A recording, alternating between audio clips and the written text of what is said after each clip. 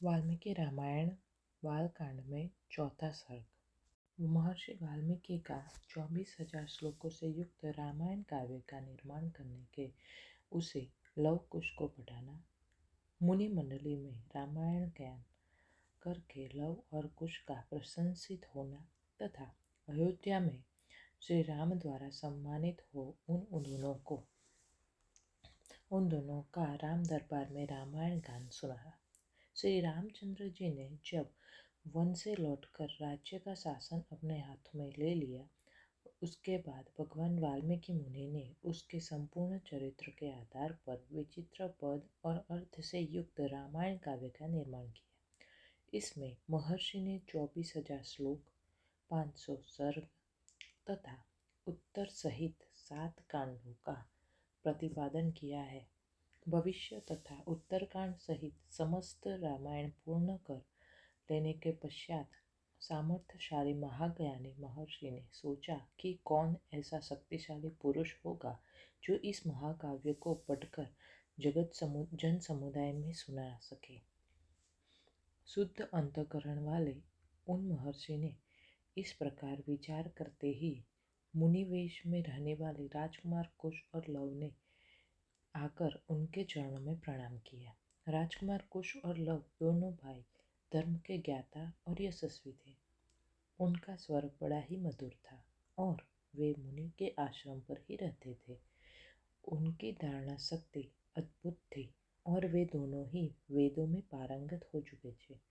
भगवान वाल्मीकि ने उनके ओर देखा और उन्हें सुयोग्य समझकर उत्तम व्रत का पालन करने वाले उन महर्षि ने वेदार्थ का विस्तार के ज्ञान साथ कराने के लिए उन्हें सीता के चरित्र से युक्त संपूर्ण रामायण नामक महाकाव्य, जिसका दूसरा नाम पोलत्स्य वध तथा दशानन वध था, यह अध्ययन कराया।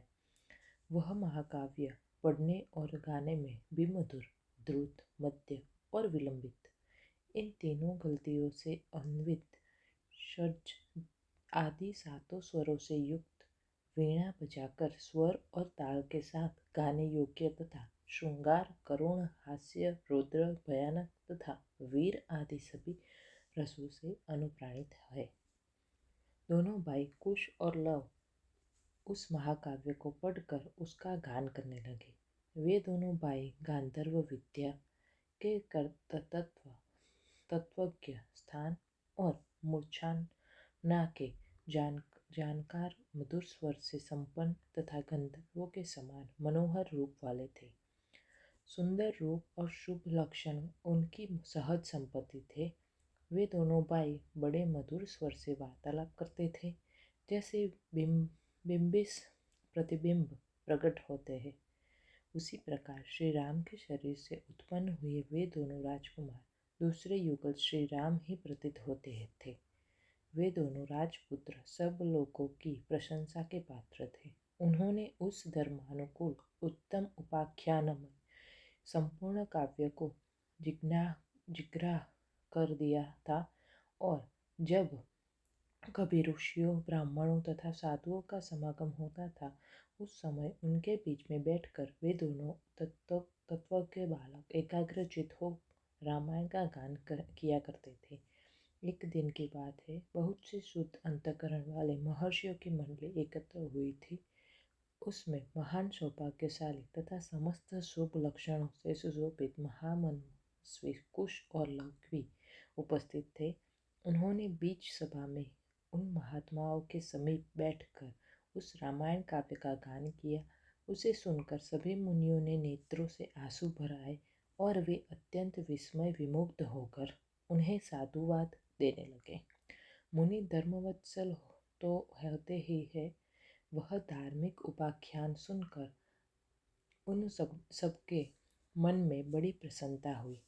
वे रामायण कथा के गायक कुमार कुश और लव की जो प्रशंसा के ही योग्य थे, इस प्रकार प्रशंसा करने लगे। अहो, इन बालकों के गीत में कितना माधुर्य है। श्लोकों की मधुरता तो और भी अद्भुत है। यद्यपि इस काव्य में वर्णित घटना बहुत दिनों पहले हो चुकी हो, तो भी इन दोनों बालकों के इस सभा में प्रवेश करके इस साथ ऐसे सुंदर भाव से स्वर संपन्न राग युक्त मधुर मधुर गान किया है कि वे पहले की घटनाएं भी प्रत्यक्ष सी दिखाई देने लगी है, मानो कभी अभी अभी आंखों के सामने घटित हो रही है। इस प्रकार उत्तम तपस्या से युक्त महर्षिगण उन दोनों कुमारों की प्रशंसा करते और वे उनसे प्रशंसित होकर अत्यंत मधुर राग से रामायण का गान करते थे। उनके गान से संतुष्ट हुए किसी मुनि ने उठकर उन्हें पुरस्कार के रूप में एक कलश प्रदान किया। किसी दूसरे महायशस्वी महर्षि ने प्रसन्न होकर उन दोनों को वल्कल वस्त्र दिया। किसी ने काला मुर्ग चर्म भेंट किया तो किसी ने यज्ञोपवीत, एक ने कमंडू दिया तो दूसरे महामुनि ने मुंजकी मेखला भेंट की। तीसरे ने आसन और चौथे ने कौपीन प्रदान किया। किसी अन्य मुनि के ने हर्ष में भरकर उन दोनों बालकों के लिए कुठार अर्पित किया। किसी ने गेरुआ वस्त्र दिया तो किसी मुनि ने चीर भेंट किया। किसी दूसरे ने आनंद मग्न होकर जटा बांधने के लिए रस्सी दी तो किसी ने समीधा बांध कर लाने के लिए डोरी प्रदान की। एक ऋषि ने यज्ञ पात्र दिया तो दूसरे ने काष्ठभार समर्पित किया। किसी ने गुलर की लकड़ी का बना हुआ पीठा अर्पित किया। कुछ लोग उस समय आशीर्वाद देने लगे, बच्चों तुम दोनों का कल्याण हो। दूसरे महर्षि प्रसन्नतापूर्वक बोल उठे, तुम्हारी आयु बढ़े। इस प्रकार सभी सत्यवादी मुनियों ने उन दोनों को नाना प्रकार के वर दिए। महर्षि वाल्मीकि द्वारा वर्णित यह आश्चर्यमय काव्य परवर्ती कवियों के लिए श्रेष्ठ आधारशिला है। श्री रामचंद्र जी के संपूर्ण चरित्रों का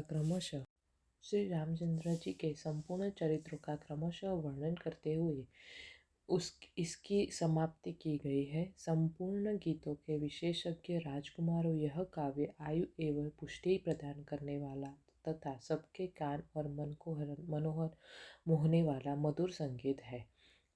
तुम दोनों ने बड़े सुंदर ढंग में इसका गान किया है।